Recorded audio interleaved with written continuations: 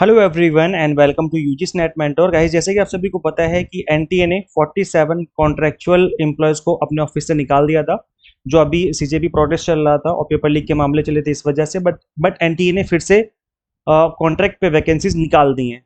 अब क्या धर्मेंद्र प्रधान जी के जाने से कुछ चीज़ें बदलेंगी, एनटीए में कुछ रिफॉर्म होंगे या नहीं होंगे, या किस तरीके से चीज़ें रहने वाली हैं, आज की इस वीडियो में इस बारे में बात करेंगे। बट इससे पहले हम आगे बढ़े, मैं बता दूं कि यूजीसी नेट दिसंबर 2026 एग्जाम के लिए एक ऐसी स्ट्रेटेजी जिसके बारे में कोई बात नहीं करता है, इसके बारे में हमने यहाँ पे डिस्कशन कर रखा है। मेक श्योर आप चैनल पे विजिट करके इस वीडियो को जरूर देखें। अगर आप यूजीसी नेट दिसंबर 2026 एग्जाम के लिए सीरियस हैं और नेट जेआरएफ एग्जाम क्रैक करना चाहते हैं तो मेक श्योर आप इस वीडियो को जरूर गो थ्रू करें। चलिए गाइस कंटिन्यू करते हैं और डिस्कस कर लेते हैं फटाफट से। तो गाइस देखिए, एनटी की जो ऑफिशियल वेबसाइट है यहाँ पे आपको दिख जाएगा कॉन्ट्रेक्चुअल वैकेंसीज। आप देखेंगे लगातार नोटिस आए हैं कॉन्ट्रेक्चुअल वैकेंसीज के। एक और यहाँ पर देखेंगे ये कॉन्ट्रैक्ट बेसिस है ना। इसके अलावा और भी वैकेंसीज है, नीचे की तरफ आप देखेंगे तो देखो डेपुटेशन बेसिस पे। तो इस तरह की जो वैकेंसीज हैं, लगातार वैकेंसीज निकाली गई हैं। और इससे क्या चेंजेस होंगे, क्या रिफॉर्म की उम्मीद की जा सकती है, आप यहाँ पे देख पाएंगे। असेसमेंट भी है इसमें, एग्जाम के जो असेसमेंट होते हैं, आरएनडी है, साइकोमेट्रिक्स है, इंफॉर्मेशन सिक्योरिटी है। इसके अलावा test centre network and operation से रिलेटेड वैकेंसीज हैं, विजिलेंस इन्वेस्टिगेशन फॉरेंसिक से रिलेटेड वैकेंसीज हैं। इसके अलावा कंसल्टेंट एडमिनिस्ट्रेशन के रिलेटेड वैकेंसीज हैं और भी वैकेंसीज जो कि डिप्यूटेशन पे निकाली गई थी कुछ दिन पहले अभी। तो ये जो वैकेंसीज हैं, ये लगातार एनटीए ने वैकेंसीज के नोटिस यहाँ पर इशू किए हैं रिसेंटली, क्योंकि 47 एम्प्लॉयज़ को निकाला गया है तो उनकी जगह कोई काम तो करेगा कि फिलहाल अभी। लेकिन जब तक गाइस देखो, ये जो कॉन्ट्रैक्ट पे वैकेंसीज होती हैं, जो आप आउटसोर्स करते हैं एग्जाम के काम को, बस यहीं पर प्रॉब्लम क्रिएट होना स्टार्ट हो जाती है। जब आप किसी दूसरे काम को आउटसोर्स करते हैं तो चलेगा, लेकिन जब एग्जाम की बात आती है, जहां पर पेपर लीक एक बहुत बड़ा मुद्दा बन गया है, इनफैक्ट जहां पर देखने को ये मिला कि 10 लाख 20 लाख तक के पेपर बेच दिए जाते हैं अलग अलग डिफरेंट डिफरेंट एग्जाम के। तो ये एक बहुत बड़ा मुद्दा है जो कि कॉन्ट्रैक्ट वाली वैकेंसीज इस चीज़ को हैंडल नहीं कर पाएंगी, और ना ही आप आउटसोर्स करके चीज़ों को ठीक कर सकते हो।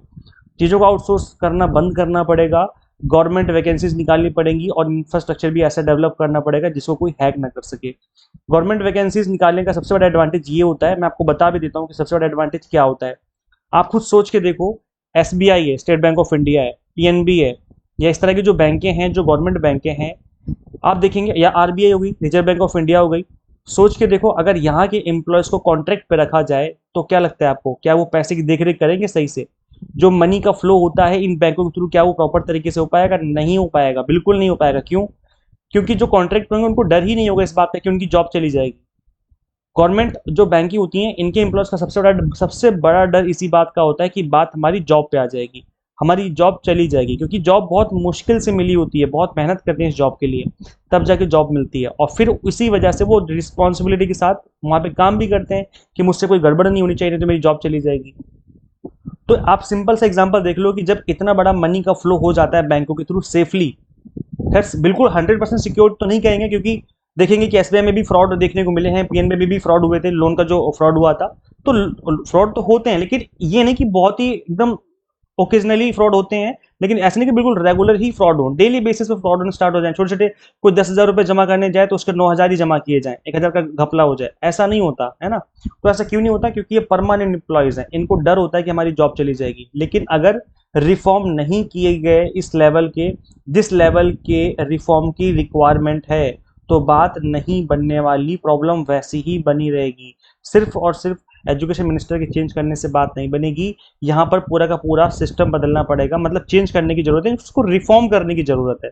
अब इसमें दो तीन चीजें हैं, अगर वो चीजें हो जाती तो मुझे लगता है कि चीजें ठीक हो सकती हैं। सबसे पहली चीज तो ये है कि जितने भी एनटीए के अंदर ऑफिसर्स हैं उनको परमानेंट किया जाए, गवर्नमेंट जॉब दी जाए उनको, ताकि उनके अंदर इस बात का डर हो कि हमारी जॉब चली जाएगी अगर हमने अच्छे से काम नहीं किया।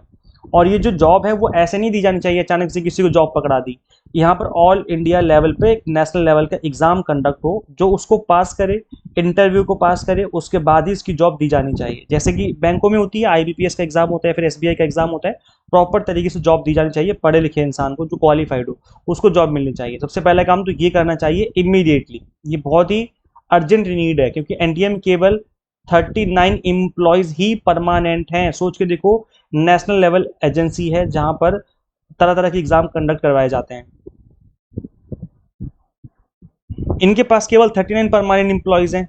कितनी बड़ी बात है ना। और दूसरा जो सबसे बड़ा रिफॉर्म है वो है जो आउटसोर्स किया जाता है। अगर एनटीए एग्जाम को आउटसोर्स करती रहेगी रेगुलर बेसिस पे, तो फिर मामले जो हैं लीक के बंद नहीं होंगे पूरे तरीके से। इनको आउटसोर्स करना भी बंद करना पड़ेगा। जैसे अदर ऑर्गेनाइजेशंस हैं, जो अदर ऑर्गेनाइजेशन अच्छे से रन कर रही हैं, उन चीज़ों को स्टडी करने की ज़रूरत है। देखना पड़ेगा कि उनका सिस्टम कैसे काम करता है। आप देखेंगे यूपीएससी के एग्जाम कंडक्ट जिस तरीके से होते हैं, या सीबीएसई के जो जिस तरीके से एग्जाम कंडक्ट होते हैं, इनके सिस्टम को ऑब्जर्व करना पड़ेगा, देखना पड़ेगा किस तरीके से एग्जाम कंडक्ट हो रहे हैं। उसी तरीके से इनको भी एग्जाम कंडक्ट करवाने की ज़रूरत है। अब इसके लिए सबसे पहला काम तो ये कि इस चीज़ों को, कंप्लीट चीज़ों को आउटसोर्स करना बंद करिए। आप जो यूनिवर्सिटीज़ के प्रोफेसर्स हैं उनसे क्वेश्चंस बनवाते हैं, अच्छी बात है, लेकिन उसके बाद जो चीज़ें हैं वो भी इंटरनली ही होनी चाहिए। आउटसोर्स करेंगे तो कहीं ना कहीं किसी ना किसी प्रोसेस में वो चीज़ें लीक हो जाएगी, फिर दिक्कत क्रिएट होगी, और जो एग्ज़ाम है, जो पेपर है, वो उसके लीक होने के चांस फिर से बने रहेंगे। तो ये इमीडिएटली करने की ज़रूरत है। और तीसरा जो सबसे बड़ा रिफॉर्म इसके बाद, थर्ड जो रिक्वायरमेंट होगी रिफॉर्म की, दैट विल बी कि जो चीज़ें हैं वो टाइमली होनी चाहिए। मतलब एक टाइमलाइन फिक्स होनी चाहिए सभी चीज़ों की। जैसे एग्जाम्पल के लिए आप देखेंगे सीबीएसई का पहले से टाइमलाइन फिक्स होता है कि इस टाइम पर आपका एग्जाम कंडक्ट होगा, इस टाइम पर रिजल्ट आ जाएगा। ऐसे ही यूपीएससी का फिक्स होता है कि पहले से कैलेंडर आ जाता है कि इस टाइम पर प्री है, इस टाइम पर मेंस है, इस टाइम पर रिजल्ट आ जाएगा, सब कुछ बता दिया जाता है। ऐसे ही एनटीए को एक कैलेंडर निकालना चाहिए। पहले कैलेंडर निकाला जाता था, चीज़ें टाइम से हुआ करती थी, बट अभी पिछले कुछ टाइम से चीज़ें टाइम से नहीं हो रही हैं। अब जब चीज़ें टाइम से नहीं होती हैं तो फिर दिक्कत यह आती है, जैसे सपोज करो अभी Himachal Pradesh public service commission के फॉर्म निकले हुए हैं असिस्टेंट प्रोफेसर के। परमानेंट प्रोफेसर आप बन सकते हो Himachal Pradesh public service commission में, लेकिन मिनिमम क्वालिफिकेशन क्या है? नेट है। अगर आपके पास नेट होगा तो आप अप्लाई कर पाओगे। अब जो एचपीपीएससी की फॉर्म फिलिंग की लास्ट डेट है वो 15 अगस्त है। 15 अगस्त तक आप लोग अप्लाई कर पाओगे। आज ऑलरेडी 26 जुलाई हो गई है। तो अगर देखो टाइम से रिजल्ट आ जाता है तब तो आप लोग अप्लाई कर पाओगे यहाँ पर असिस्टेंट प्रोफेसर के लिए, परमानेंट पोस्ट के लिए। और अगर 15 अगस्त तक रिजल्ट नहीं आया तो फिर तो आप लोग अप्लाई ही नहीं कर पाओगे। तो सोचो, अगर टाइम से काम नहीं होगा तो इससे सबसे बड़ा नुकसान एस्पिरेंट्स का है। वो एस्पिरेंट्स जो इस वीडियो को देख रहे हैं, आप सभी का नुकसान है इस चीज़ का। अगर टाइम से चीज़ें नहीं होती हैं तो आप लोग अप्लाई नहीं कर पाओगे। फिर पता नहीं एचपीपीएससी में अगली बार वैकेंसीज कब आए, अगले 2 साल 4 साल 6 साल कब वैकेंसी है, कुछ नहीं कह सकते। तो इसलिए चीज़ें टाइम से होना भी बहुत ज़रूरी है। जितना इंपॉर्टेंट है पेपर लीक को रोकना, उतना ही इंपॉर्टेंट है कि टाइम से चीज़ें होना। तो एनटीए को इस चीज़ पर फोकस करना चाहिए। गाइस देखो, मैं एज ए टीचर इन चीज़ों के लिए आवाज़ उठाता रहूँगा आप सभी के लिए। मैं रिफॉर्म की बात करता रहूँगा, बस आप सभी का सपोर्ट चाहिए। और सपोर्ट आप कैसे दे सकते हो? चैनल को सब्सक्राइब करके। चैनल सब्सक्राइब नहीं करोगे आप, मेरी आवाज़, अगर मेरी आवाज़ का आप साथ नहीं दोगे तो फिर हम लोग आपके लिए आवाज़ नहीं उठा पाएंगे। इनफैक्ट एक मुद्दा और जिसके ऊपर आवाज़ उठानी है वो ये है कि जेआरएफ वालों को जो फेलोशिप मिलती है वो 40,000 रुपए के आसपास मिलती है, लेकिन नेट वालों को फेलोशिप क्यों नहीं दी जाती? क्योंकि वो भी रेगुलर पीएचडी करते हैं। अगर रेगुलर पीएचडी कोई बच्चा कर रहा है तो एटलीस्ट, अगर जेआरएफ की जितनी फेलोशिप नहीं दे सकते हो तो मिनिमम टू मिनिमम 20,000 रुपए तो एटलीस्ट उनको फेलोशिप मिलनी ही चाहिए। अभी सेंट्रल यूनिवर्सिटी में 8,000 के आसपास फेलोशिप मिलती है अगर आप रेगुलर पीएचडी करते हो और केवल नेट क्वालिफाइड हो तो, लेकिन इसको बढ़ाकर के 20,000 की जानी चाहिए। मैं इसके रिगार्डिंग भी लगातार आवाज उठाता रहूंगा। इनफैक्ट मैं मेल भी करूंगा एजुकेशन मिनिस्ट्री को। मैं ट्राई करूंगा कि बात हो जाए, यूजीसी में भी मैं मेल करूंगा। तो एक ही काम करना है गाइस कि देखो, मैं आपके लिए इस तरीके से आवाज उठाता रहूंगा, बस आपको चैनल को सब्सक्राइब करके रखना है। चैनल सब्सक्राइब नहीं करोगे, अगर मैं बता दूं, मुझे सपोर्ट नहीं करोगे तो मैं आगे आप लोगों को सपोर्ट कैसे करूंगा? तो चैनल को सब्सक्राइब जरूर कर लीजिए। और गाइस देखो, यूजीसी नेट दिसंबर 2026 के लिए हमने स्टार्ट कर दिए हैं अपने सभी एग्जाम टारगेटेड कोर्सेज, तो आप इसमें एनरोल कर सकते हो। अभी फ्लैट 20% डिस्काउंट चल रहा है, ये सिर्फ और सिर्फ आज रात 12 बजे तक के लिए अवेलेबल है।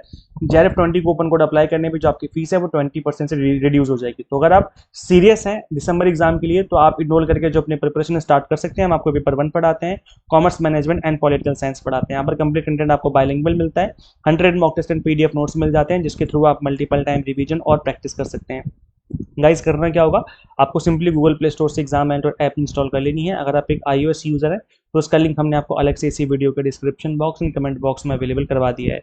सो गाइस शेयर कीजिए इस वीडियो को उन सभी के साथ जो भी यूजीसी नेट के एस्पिरेंट्स हैं, और आप इस वीडियो को अपने स्टेटस पे लगा सकते हो ताकि जो मैंने अभी रिफॉर्म सजेस्ट किए हैं या जो भी मैंने अभी आपको बताया है तो वो बात ज़्यादा से ज़्यादा लोगों तक पहुंचे, ताकि एटलीस्ट सबको पता चले कि चल क्या रहा है। काफ़ी सारे एस्पिरेंट्स को पता ही नहीं चलता कि चल क्या रहा है, तो पता तो चले कि आप सभी के साथ क्या हो रहा है। और आप सभी के साथ लाइक जो आपकी फेलोशिप वगैरह है उसको भी बढ़ाने की जरूरत है। तो इन सब चीज़ों के बारे में पता होना भी जरूरी है, तभी तो आप लोग आवाज़ उठाएंगे। Subscribe for UGC update and assistant professor job related updates. Guys इस वीडियो में इतना ही, मिलते हैं फिर हम लोग नेक्स्ट वीडियो में। Thank you.